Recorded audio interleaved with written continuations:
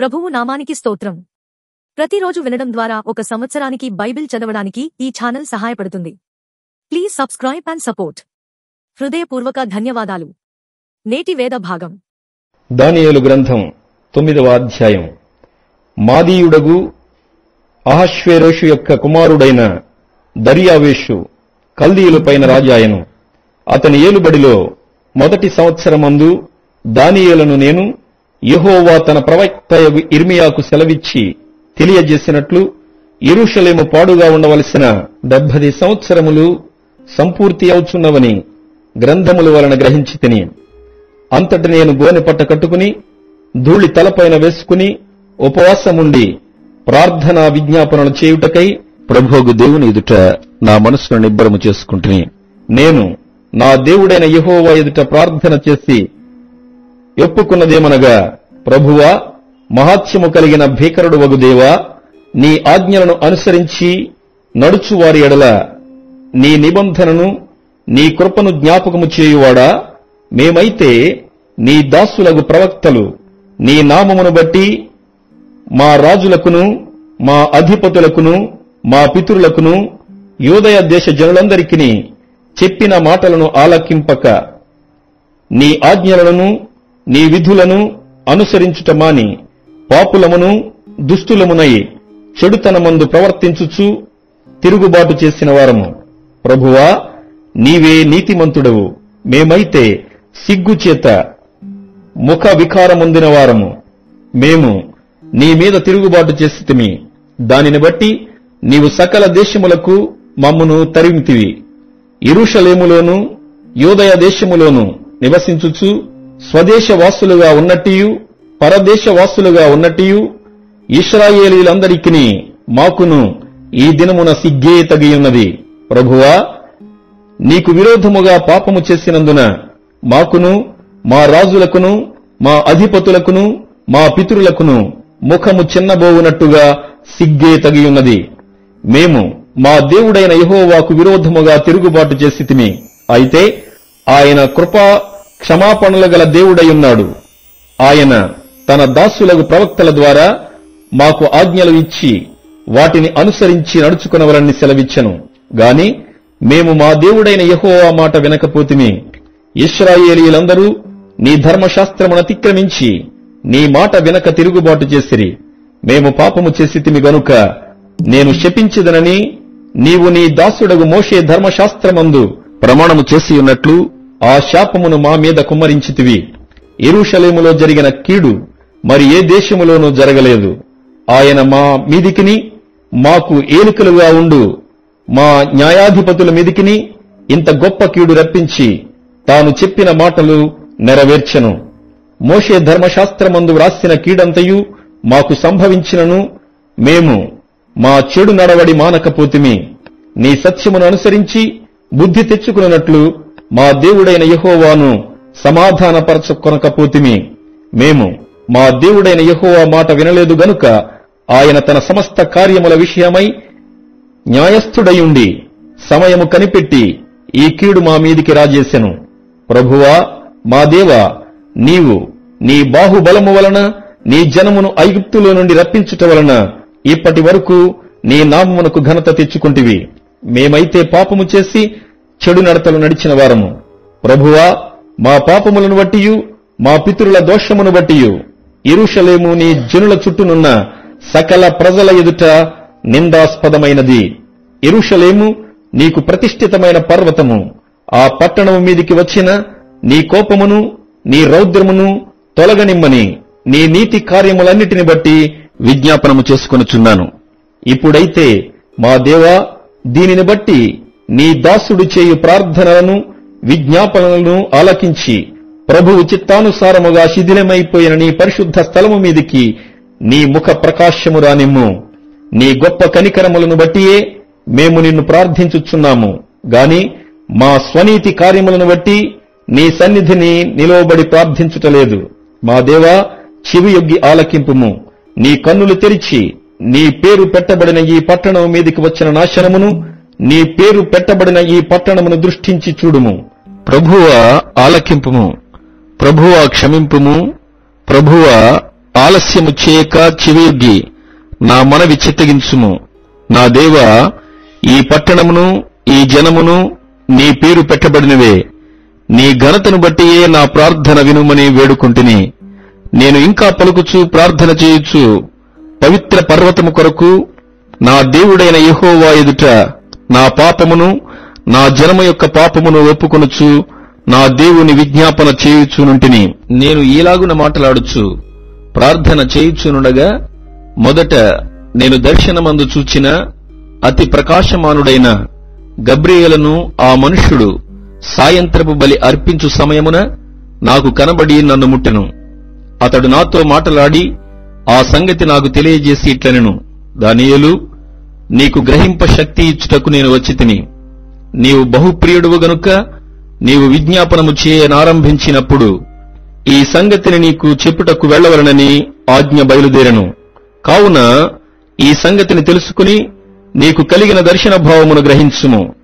తిరుగుబాటును మాన్పుటకును, పాపమును నివారణ చేయుటకును, దోషము నిమిత్తము ప్రాయశ్చిత్తము చేయుటకును, యుగాంతము వరకు నుండునట్టి నీతిని బయలుపరచుటకును, దర్శనమును ప్రవచనమును ముద్రించుటకును, అతి పరిశుద్ధ స్థలమును అభిషేకించుటకును, నీ జనమునకును పరిశుద్ధ పట్టణమునకును 70 వారములు విధింపబడెను.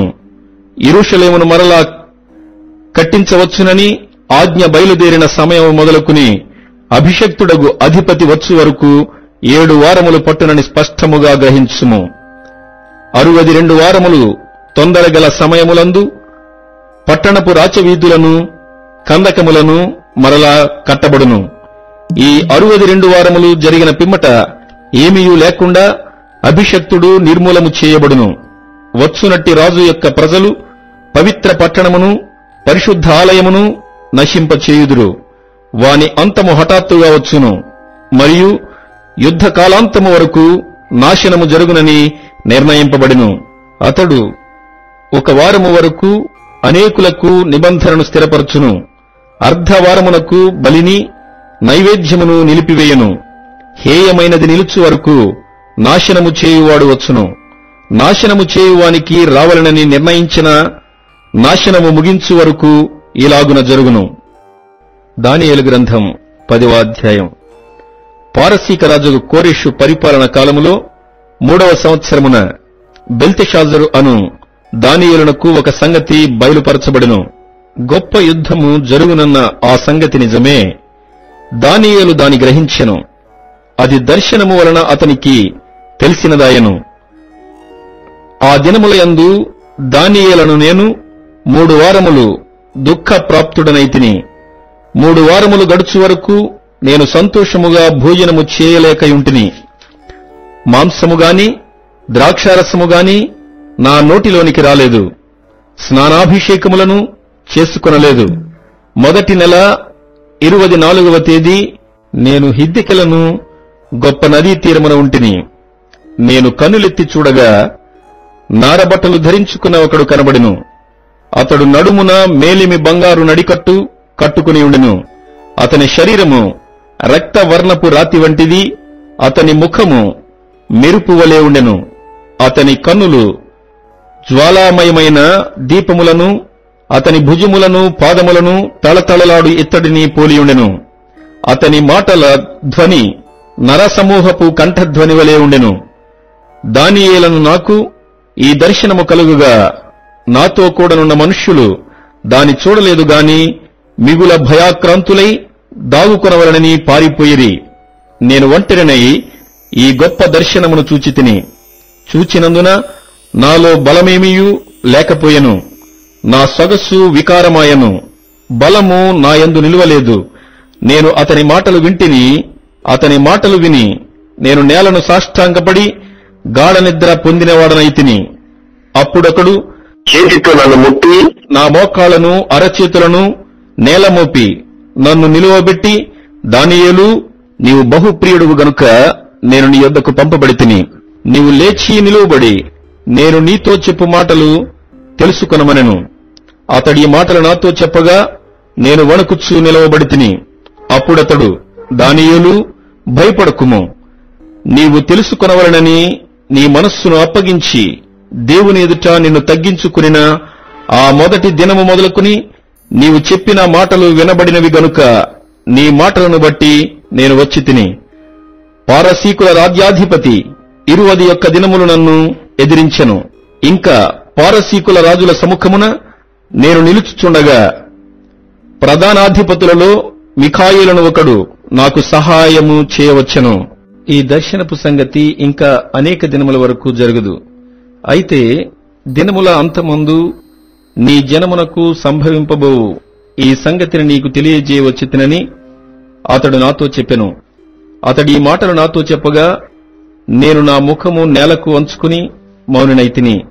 అప్పుడు నరస్వరూపియగు ఒకడు నా పెదవులను ముట్టగా నేను నోరు తెరచి నా ఎదుట నిలిచి ఉన్న వానితో ఇట్లంటిని, నా ఏలినవాడా, ఈ దర్శనము వలన నాకు వేదన కలిగినందున నా బలము తొలగిపోయెను. నా ఏలినవాని దాసుడనైన నేను నా ఏలినవాని ఎదుట ఏలాగున మాటలాడుదును? నా బలము తొలగిపోయెను, ఊపిరి విడువలేకయున్నానని చెప్పగా అతడు మరలా నన్ను ముట్టి నన్ను బలపరిచి, నీవు బహుప్రియుడవు, భయపడకుము, నీకు శుభమవునుగాక, ధైర్యము తెచ్చుకొమ్ము, ధైర్యము తెచ్చుకొమ్మని నాతో చెప్పెను. అతడు నాతో ఇట్లనగా, నేను ధైర్యము తెచ్చుకుని నీవు నన్ను ధైర్యపరిచితివి గనుక నా ఏలినవాడవైన నీవు ఆజ్ఞ ఇమ్మని చెప్పి తిని. అతడు, నేనెందుకు నీ యొద్దకు వచ్చి తినో అది నీకు తెలిసినది గదా. నేను పారసీకుడగు అధిపతితో యుద్ధము చేయుటకు మరలా పోయేదను. నేను బయలుదేరుచుండగానే గ్రేకేయుల దేశము యొక్క అధిపతి వచ్చును. అయితే సత్యగ్రంథమందు వ్రాసినది నీతో చెప్పెదను, మీ అధిపతియగు మిఖాయేలుగాక ఈ సంగతులను గూర్చి నా పక్షముగా నిలువ తెగించిన వాడొకడునూ లేడు. యోహాను రాసిన మొదటి పత్రిక 1వ అధ్యాయము. జీవవాక్యమును గూర్చినది ఆది నుండి ఏది ఉండెనో మేమేది వింటిమో, కనులార ఏది చూచితిమో, ఏది నిధానించి కనుగొంటిమో, మా చేతులు దేనిని తాకి చూచెనో అది మీకు తెలియజేయుచున్నాము. ఆ జీవము ప్రత్యక్షమాయెను, తండ్రి యొద్ద ఉండి మాకు ప్రత్యక్షమైన ఆ నిత్య జీవమును మేము చూచి ఆ జీవమును గూర్చి సాక్ష్యమిచ్చుచు దానిని మీకు తెలియపరచుచున్నాము. మాతో కూడా మీకును సహవాసము కలుగునట్లు మేము చూచిన దానిని వినిన దానిని మీకును తెలియజేయుచున్నాము. మన సహవాసమైతే తండ్రితో కూడను ఆయన కుమారుడైన యేసుక్రీస్తుతో కూడను ఉన్నది. మన సంతోషము పరిపూర్ణమముటకై మేమీ సంగతులను వ్రాయుచున్నాము. మేమాయన వలన విని మీకు ప్రకటించు వర్తమానమేమనగా, దేవుడు వెలుగైయున్నాడు, ఆయన యందు చీకటి ఎంతమాత్రమును లేదు. ఆయనతో కూడా సహవాసము గలవారమని చెప్పుకొని చీకటిలో నడిచిన ఎడల మనం అబద్ధమాడుచు సత్యమును జరిగింపకొందుము. అయితే ఆయన వెలుగులోనున్న ప్రకారము మనమును వెలుగులో నడిచిన ఎడల మనము అన్యోన్య సహవాసము గలవారమయ్యుందుము. అప్పుడు ఆయన కుమారుడైన యేసు రక్తము ప్రతి పాపము నుండి మనలను పవిత్రులనుగా చేయును. మనము పాపము లేని వారమని చెప్పుకొనిన ఎడల మనలను మనమే మోసపుచ్చుకొందుము, మరియు మనలో సత్యముండదు. మన పాపములను మనము ఒప్పుకొనిన ఎడల ఆయన నమ్మదగిన వాడును నీతిమంతుడును గనుక ఆయన మన పాపములను క్షమించి సమస్త దుర్నీతి నుండి మనలను పవిత్రులనుగా చేయును. మనము పాపము చేయలేదని చెప్పుకొనిన ఎడల ఆయనను అబద్ధికునిగా చేయువారమగుదుము, మరియు ఆయన వాక్యము మనలో ఉండదు. సామెతలు 1వ అధ్యాయం. దావీదు కుమారుడును ఇశ్రాయేలు రాజైన సొలొమోను సామెతలు. జ్ఞానమును ఉపదేశమును అభ్యసించుటకును, వివేక సల్లాపములను గ్రహించుటకును, నీతి న్యాయ యథార్థతలననుసరించుటయందు బుద్ధి కుశలత ఇచ్చు ఉపదేశమునొందుటకును, జ్ఞానము లేని వారికి బుద్ధి కలిగించుటకును, యవనులకు తెలివియు వివేచనయు పుట్టించుటకును తగిన సామెతలు. జ్ఞానము గలవాడు విని పాండిత్యము వృద్ధి చేసుకొనును, వివేకము గలవాడు ఆలకించి నీతి సూత్రములను సంపాదించుకొనును. వీటి చేత సామెతలను, భావసూచిక విషయములను, జ్ఞానుల మాటలను, వారు చెప్పిన గూఢవాక్యములను జనులు గ్రహించుదురు. యెహోవాయందు భయభక్తులు కలిగియుండుట తెలివికి మూలము. మూర్ఖులు జ్ఞానమును, ఉపదేశమును తిరస్కరించుదురు. నా కుమారుడా, నీ తండ్రి ఉపదేశము ఆలకింపుము. నీ తల్లి చెప్పు బోధను త్రోసివేయకుము. అవి నీ తలకు సొగసైన మాలికయు, నీ కంఠమునకు హారములనై యుండును. నా కుమారుడా, పాపులు నిన్ను ప్రేరేపింపగా ఒప్పకుము. మాతో కూడా రమ్ము, మనము ప్రాణము తీయుటకై పొంచియుందము. నిర్దోషి అయిన యొకని పట్టుకొనుటకు దాగియుందము. పాతాళము మనుష్యులను మ్రింగివేయునట్లు వారిని జీవముతోనే మ్రింగివేయుదము. సమాధిలోనికి దిగువారు మ్రింగబడునట్లు వారు పూర్ణ బలముతో నుండగా మనము వారిని మ్రింగివేయుదము రమ్ము అని వారు చెప్పునప్పుడు ఒప్పకుము. పలు విధములైన మంచి సొత్తులు మనకు దొరుకును. మన ఇండ్లను దోపుడు సొమ్ముతో నింపుకొందము. నీవు మాతో పాలివాడవై యుండుము. మనకందరికి సంచి ఒక్కటే యుండును అని వారు నీతో చెప్పుదురు. నా కుమారుడా, నీవు వారి మార్గమున పోకుము. వారి త్రోవల యందు నడవకుండా నీ పాదములు వెనుకకు తీసుకొనుము. కీడు చేయుటకై వారి పాదములు పరుగులెత్తును. నరహత్య చేయుటకై వారు త్వరపడుచుందురు. పక్షి చూచుచుండగా వలవేయుట వ్యర్థము. వారు స్వనాశనమునకే పొంచియుందురు. తమ్మును తామే పట్టుకొనుటకై దాగియుందురు. ఆశాపాతకులందరి గతి అట్టిదే. దానిని స్వీకరించు వారి ప్రాణము అది తీయును. జ్ఞానము వీధులలో కేకలు వేయుచున్నది. సంత వీధులలో బిగ్గరగా పలుకుచున్నది. గొప్ప సందడి గల స్థలములలో ప్రకటన చేయుచున్నది. పురద్వారములలోను పట్టణములోను జ్ఞానము ప్రచురించుచు తెలియజేయుచున్నది. ఎట్లనగా, జ్ఞానము లేని వారలారా, మీరెన్నాళ్ళు జ్ఞానము లేని వారుగా ఉండగోరుదురు? అపహాసకులారా, మీరెన్నాళ్ళు అపహాస్యము చేయుచు ఆనందింతురు? బుద్ధిహీనులారా, మీరెన్నాళ్ళు జ్ఞానమును అసహ్యించుకొందురు? నా గద్దింపు విని తిరుగుడి, ఆలకించుడి. నా ఆత్మను మీ మీద కుమ్మరించుదును. నా ఉపదేశమును మీకు తెలిపెదను. నేను పిలవగా మీరు వినకపోతిరి. నా చేయి చాపగా ఎవరునూ లక్ష్యపెట్టకపోయిరి. నేను చెప్పిన బోధ ఏమియు మీరు వినక త్రోసివేసితిరి. నేను గద్దింపక లోబడకపోతిరి. కాబట్టి మీకు అపాయము కలుగునప్పుడు నేను నవ్వెదను. మీకు భయము వచ్చినప్పుడు నేను అపహాస్యము చేసెదను. భయము మీ మీదికి తుపాను వలె వచ్చునప్పుడు, సుడిగాలి వచ్చునట్లు మీకు అపాయము కలుగునప్పుడు, మీకు కష్టమును దుఃఖమును ప్రాప్తించునప్పుడు నేను అపహాస్యము చేసెదను.